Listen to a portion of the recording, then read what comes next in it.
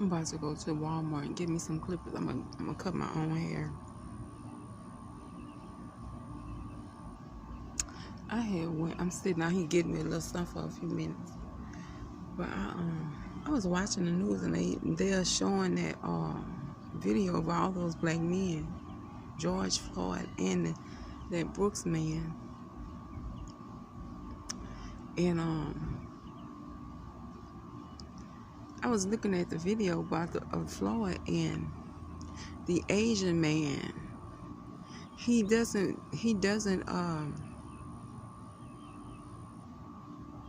even though the crowd is talking to him, he doesn't appear to feel like he's threatened. He just stand there and tell them to keep it safe. He is telling them to keep a safe distance away from him. And one of them touched him, and he told him, "Don't touch me." But you know, when the police are right, I know in Louisiana, a verbal charge is assault. You don't actually have to. If someone walked by here and began insulting me, I could call the police, and they will be charged with assault. You don't have to touch anybody for it to be considered assault. It's probably a misdemeanor or third or fourth degree or something. I don't know. But if you don't touch me, you're still assaulting me if you're talking to me verbally. And they were really saying some things as if they were talking to him as if they were equal with him. And I know what you're saying. We are equal racially. But as far as him doing his job, you can be like, you can't go. I could walk up to. I guess you can. You know what I'm saying? But what would you think of somebody that walked up to, a government official and said, "Yo, bro, what you doing, bro? What you doing with the politics, bro? Bro, what you doing? You supposed to be changing the community, bro." And that's what they were standing there doing. "Hey, yo, bro, what you doing? Man, you wrong. Man, you doing something wrong." But I don't think they knew that they were saying something. You know what I'm saying? That sounded like nonsense. He knew what they were saying to him, that you're hurting somebody, you're killing somebody. But I'm saying that he could easily say in their ignorance that they were being antagonistic to him because they were talking to him instead of saying, first of all, they all filming it. It's about 4 of them with cameras. One of them should immediately stop and call for more police help. That's what I would do. "Sir, I'm out here and there's a man, I don't know what he's done, but they're killing him. Could you please send some more officers? Because I don't think he deserves to die." That's what I would have done. And let the other people continue to film. Then we resume filming. That's what I would have done. And then, right, I know with Cynthia, some people are illiterate. Some people don't have your education. Some people think it's okay to speak that way. You know what I'm saying? Well, I say it's not okay to speak that way. I just think you have to realize how you doing. That you're speaking to, you're speaking to somebody that's investigating a potential illegal activity. And this ain't your homeboy that you're talking to. You know what I'm saying? I think people need to realize that you're not talking to your homeboy. You're talking to an investigator. But it's no justification for that. But the reason I'm talking about this because I was looking at the Asian man, and I know Asians are I won't say racist, but they in general remain with other Asians and don't do a lot of develop a lot of interactions with blacks. Now they do with whites, I have to say that, but I know quite a number of Asians, I wouldn't say even hundreds of Asians. They have personal relationships, professional relationships, and private marriages with blacks. I'm not saying they don't, but in general, overall, Asians do tend, especially years ago, to remain within their own society. So I was just wondering what he was thinking. How his culture affected his interaction with them, because even though they were coming at him, I feel like in a way that could have been deemed aggressive, he didn't seem threatened until some of them got just a little too close enough to touch him. You know what I'm saying? And he didn't become violent, but I guess that was a smart move professionally, because you don't want that crowd. You don't want to start arresting people in a crowd and then it to get out of control, especially if you're outnumbered. That definitely would have led to more violence. So that was smart on his part, and that was wise on his part, not to become aggressive with that crowd. I was just wondering culturally, what was he thinking,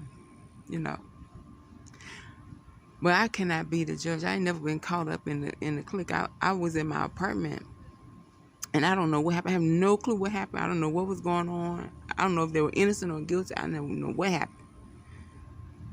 But the girl across the way from me, her husband, the SWAT team came. When I tell you, this truck came, and people started jumping out in full SWAT gear, and they blew the door open with a bomb. And it was so strong that I was sitting at my desk typing on the computer, and I fell out my desk on the floor. That's how strong it was. Now, I don't know if he was guilty or not. I'm gonna say this. I think that was crazy, because a small timer hustler don't live nowhere around. I mean, a big time hustler don't live nowhere around here. He might live, you know what I'm saying, on Rue Rouzon, for all we know. You know what I'm saying? And that's just a street that they name in a more elite neighborhood. You know what I'm saying? And he don't have nothing on him. He probably gonna be hard to catch. He got runners and small time hustlers that, you know what I'm saying, under him. I'm just saying, for them to blow the door off of somebody that live in this community, the rental rates here for a 3-bedroom, I think, probably not more than $1,200. That was insane. I'm talking about a 3-bedroom. You know what I'm saying? That was insane. That was insane. For them to think that somebody they had to come here with a SWAT team for even if he had possession or something small, whoever he was, but they had to do their job and they had to follow the leads that they were given. And they must have felt that even if he's a small timer, he may be dangerous. So they sent a whole SWAT team to get this man. But anyway, I'm not, judging. I'm not telling on nobody. The drug trade has definitely gone underground, if not diminished greatly. So I don't have no influence on it. But I was just wondering what that man was thinking as he stood there while they were filming that. Those people were talking to him. I just was listening to them talk to him on a level. On a level, But I guess people don't respect other people, no matter what level you're on, And that's why you don't deal with people. People say, "Oh, I'm in a pocket. I'm in a pocket of the world. I'm confined to an area of the world." But you're not gonna go to an inauguration and shake the president's hand and say, "Yo, bro, I can't believe I meet you, man. I'm so excited. This is so cool. We're almost hanging out." I don't think you would do that. I don't think people want to be around people that do stuff like that. You know what I'm saying? I don't think people want to be around people. And so you you may be a halfway decent person. And I say halfway decent, because anybody that's illiterate in this day and age is insane. I could walk out of this apartment courtyard, and there are 3 parks I could go and exercise in right now. But just like there are 3 parks, there are 1, 2, 3 off the top of my head, 3 charter schools. 4 charter schools. 1, 2, 3, 4, 5, 6. 6 private Catholic schools. And that's not counting the public schools. And that's not counting the public schools. Then the mayor is on an education kick herself. She got a big old billboard. And all she's going to do to promote education. So if you still talk like that, people must be from you like to win. Because they want to know what your motive is for remaining that stupidation. When somebody walks into your boat, walk up to me, I was looking at how they fucking stupid. This motherfucker finna blow me away. You broke. You know, do you do anything? Do you do anything on a straight basis? It's no way for me. I'm not saying that those people deserve to die innocently, unprovoked.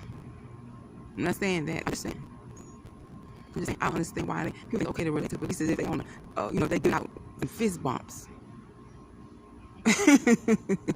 Anyway, get out with face because I need to go pray. I'm sitting here downloading this app on my phone. I'm about to go to the store in a little while, but I'm downloading this app on my phone for a flash. But the Lord told me, I told him I wanted to write something because when I tell you I owe people and they won't with something, I'm like, you don't have to bless me. He said don't write the thing I wrote, the man, he don't fish that man. He said he told me find out what he's doing because somebody they want to block. He said I need to know what he's doing so I could go ahead and fish on his without being interfering with it. So I'm working on that. I don't understand. It's just like you say, well, I'm going to go and open up a Subway shop. And I'm going to make a profit and pay my bills and make a living. It is nothing major. It's not going to change the world. I'm not making a political statement. I'm not making a socio-economic statement. I'm not making a racial statement. I'm not promoting stereotypes. Just pure and simple, something that you might want to buy on a rainy day to entertain yourself. That's all. But what I'm thinking about, I'm trying to have faith in God, and you got to come through for me. I might have to use a pen name. You hear me? I might have to use a pen name, Buster Brown. Buster Brown. Look for my book, Buster Brown. Buster Brown. What would be a good pen name? Buster Novak. Y'all have a wonderful day. I hope I didn't offend nobody. I was just wondering what that man thinking. Because to me, if a crowd coming at me, but I'm obviously, I might be a little more skittish than an average male police officer.